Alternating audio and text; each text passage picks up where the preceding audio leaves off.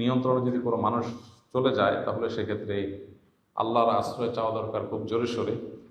আল্লাহ ছাড়া কেউই আসলে পরিপূর্ণভাবে পানাহ দিতে পারবেন না, আশ্রয় দিতে পারবেন না। সেজন্য বেশি বেশি আমাদের দোয়া করা দরকার। আল্লাহুম্মা ইন্নী আউযু বিকা মিন হামাযাতিশ শায়াতিন ওয়া আউযু বিকা রাব্বি আন ইয়াহদুরুন, অথবা আউযু বিল্লাহি মিনাশ শাইতানির রাজীম।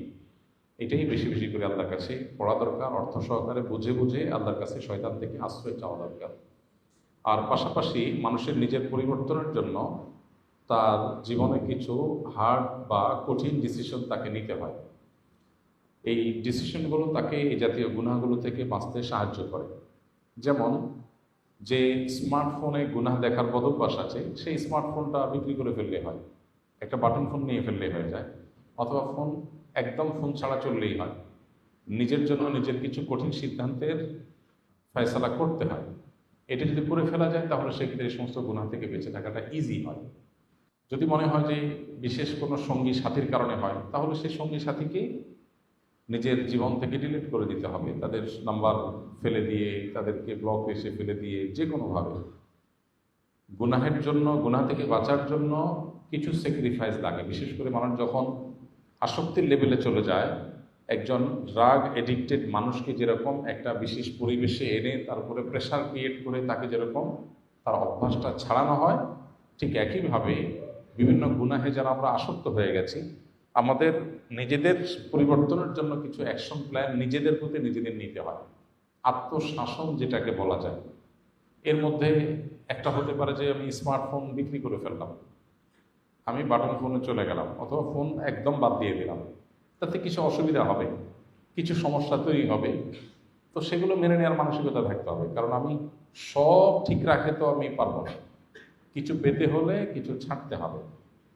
আমি যদি কিছুটা স্যাক্রিফাইস করি, কিছুদিনের জন্য যোগাযোগ বিচ্ছিন্ন হবে, কিছু অসুবিধা তৈরি হবে, হোক, আমি বড় কিছু পাওয়ার জন্য ছোট কিছুকে ছাড় দেব। এই মানসিকতা যদি থাকে, ইনশাআল্লাহ কাজটা ইজি হবে। বিশেষ করে অনেকেই আছেন পর্নোগ্রাফিতে আক্রান্ত, তিনি বেঁচে থাকতে পারছেন না, তো তিনি কোনো একটা ডিভাইস থেকে তো দেখেন, সেই ডিভাইসটা ফেলে দেন, ওইটা তার জীবন থেকে তিনি আউট করে ফেলেন, ওইটা মাইনাস করে ফেলেন, অপশনগুলো বন্ধ করে ফেলেন। অপশনগুলো সব যখন বন্ধ করে ফেলবে মানুষ, তখন তার ওই কাজটা ছাড়াটা সহজ হবে। নাম্বার এক। নাম্বার দুই, নেককারদের সান্নিধ্য, খুব আল্লাহ ভীরু, মুত্তাকি, পরহেজগার, যাদের দিলে আসলে আল্লাহর স্মরণই বেশি থাকে, যারা দুনিয়াদার না বরং দিনদার, আখেরাতমুখী, এইরকম মানুষ যারা আছেন, সেই মানুষজন, তাদের সোহবত, সাহচর্য, মানুষের গুনাহের ইচ্ছা মনের ভিতরে যেটা জাগে, এটা কমে যায়। আল্লাহ বলেছেন, ইয়া আইয়ুহাল্লাযীনা আমানু তাকুল্লাহ ওয়া কুনু মাআস সাদিকিন, হে ঈমানদাররা, তোমরা তাকওয়া অবলম্বন করো।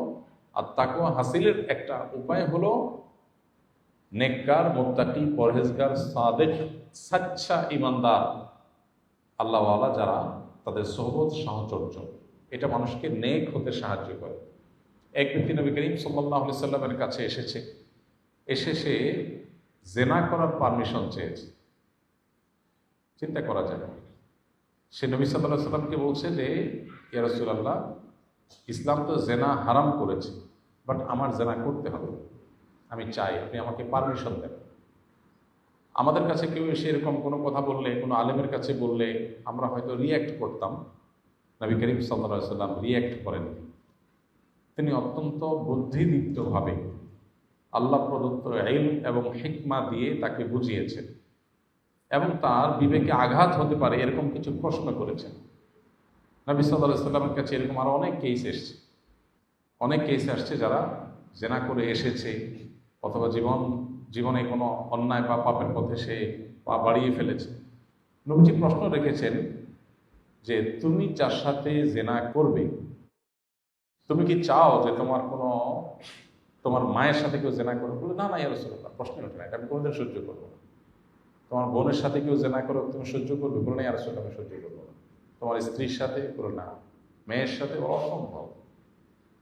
তখন নবী করিম সাল্লাল্লাহু আলাইহি ওয়াসাল্লাম বলেছেন, তুমি যে জেনা করতে চাচ্ছ, সেই মেয়েটা কারোর মা, কারোর বোন, কারোর স্ত্রী, কারোর মেয়ে, তো কিভাবে তুমি সেটা করতে পারো?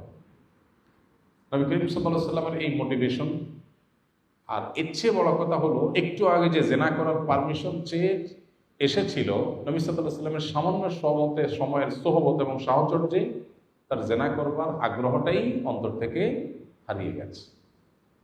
তো এখান থেকে বোঝা যায় আল্লাহ নেককার বান্দাদের সাহচর্যে থাকলে গুনাহ করার যে অন্তরে খারাপ ইচ্ছা থাকে এটা দূর হয়ে যাবে। তাহলে দুইটা অ্যাকশন প্ল্যান বললাম আমরা। এক হলো গুনাহের রাস্তা বন্ধ করে ফেলা, মোবাইলটা বিক্রি করে ফেলা, ডিভাইসটা সরায় ফেলা, একাকী থাকার মতো পরিবেশ আছে সেটা দূর করে ফেলা, একাকী না থাকা, নানানভাবে গুনাহের রাস্তা বন্ধ করা। বিশেষ করে জেনা এবং এই জাতীয় গুনাহের ব্যাপারে আল্লাহ তাআলা নির্দেশনা হলো ওয়ালা তাকরাবুজ জেনা, জেনার কাছেও যেও না, কাছেও যেও না আল্লাহ বলেছেন। আল্লাহ এই আয়াতে বলেন নাই ওয়ালা তাজনু, অন্যান্য জায়গায় আসছে বিভিন্নভাবে কোরআন হাদিসে, বাট এখানে আল্লাহ বলেন নাই ওয়ালা তাজনু, আল্লাহ বলেছেন ওয়ালা তাকরাবুজ জেনা। আল্লাহ বলেন নাই জেনা করুন, আল্লাহ বলেছেন জেনার কাছেও যেও। অন্যান্য অপরাধের ব্যাপারে আল্লাহ এভাবে বলেন নাই। আল্লাহ বলেছেন লা তাকতুলু আনফুসাকুম, লা তাকতুলু আওলাদাকুম খাশিয়াতা ইমলাক, তোমাদের সন্তানদের তোমরা হত্যা করো না খাদ্যের ভয়ে, ভ্রূণ হত্যা করো না, গর্ভস্থ সন্তান হত্যা করো না। আল্লাহ তাআলা বিভিন্ন গুনাহের ব্যাপারে ডাইরেক্ট নিষেধ করেছেন। জিনার ব্যাপারে আল্লাহ এখানে আয়াতে বলেছেন জিনার কাছেও যেও না। কেন? কারণ আল্লাহ জানেন তিনি সৃষ্টিকর্তা, মানব প্রকৃতি তিনি জানেন, তার চেয়ে বেশি কে জানে? তিনি আমাদের সৃষ্টি করেছেন, আমাদের প্রকৃতির দুর্বলতা তিনি জানেন। এই জন্য তিনি বলেছেন জেনার কাছেও যেও না, কাছে গেলে তুমি আর রিটার্ন আসা কঠিন হয়ে যাবে। এই জন্য চোখ নিয়ন্ত্রণ করতে হয়, কারণ চোখ নিয়ন্ত্রণ না করতে পারলে অন্তর নিয়ন্ত্রণ করা যায় না, এরপরে নিজের ইজ্জত সম্ভ্রম সব চলে যায়। এই জন্য আগে থেকে শরীয়ত আমাদেরকে বাদ দেওয়া শিখিয়েছে। আর এই ভোগবাদী পৃথিবী বলবে কি সব ওপেন থাকবে, কিন্তু আবার কেউ কারোর উপরে চড়াও হওয়া যাবে না, সবাই নিজেকে কন্ট্রোল রাখতে হবে। সাংঘর্ষিক বিষয়। আপনি উন্মাদনা সৃষ্টি করবেন, আপনি নানাভাবে মানুষকে প্ররোচিত করবেন, আবার বলবেন না কোনো অনাচার যেন না হয়, যা হবে যেন মিউচুয়াল আন্ডারস্ট্যান্ডিং এর মাধ্যমে। আর সব জায়গায় মিউচুয়াল আন্ডারস্ট্যান্ডিং এর মাধ্যমে কি হবে? একজন কাউকে দেখে তার মনে ধরেছে, কিন্তু সে তাকে হাতের নাগালও পায় নাই, মিউচুয়াল আন্ডারস্ট্যান্ডিং হয় নাই, তো সে কি করবে? আপনি বলেন নিজেকে কন্ট্রোল করবে। কন্ট্রোল কিভাবে করবে? আপনি তো উস্কে দিয়েছেন, উস্কে দেওয়ার পর বলতেছেন কন্ট্রোল করবে, সে কন্ট্রোল তো করবে না। সে যাকে দেখেছে তাকে না পেলে যাকে হাতের নাগালে পাবে তার উপরে চড়াবে। আজকে যে ব্যর্থ হয় গোটা সমাজে আমরা দেখতে পাচ্ছি, এটা আমাদেরই কর্মের ফল। আমরা যেরকম ডিজাইন করেছি তার কুফল আমরা ভোগ করছি। তো কেউ এই জাতীয় বদভ্যাসের গুনাহ থেকে বাঁচতে চাইলে, অনেক যুবক, অনেক তরুণ, আমাদের অনেক ভাইরা তারা বাঁচতে চায়। তো বাঁচতে চাওয়ার জন্য আমরা বলেছি প্রথমত গুনাহের পথটা একদম বন্ধ করে ফেলে। এর জন্য কিছু সৎ সাহস লাগে। রোগ যখন বড় হয় তখন অপারেশনে যেতে হয়, ট্যাবলেটে কাজ হয় না, ক্যাপসুলে কাজ হয় না।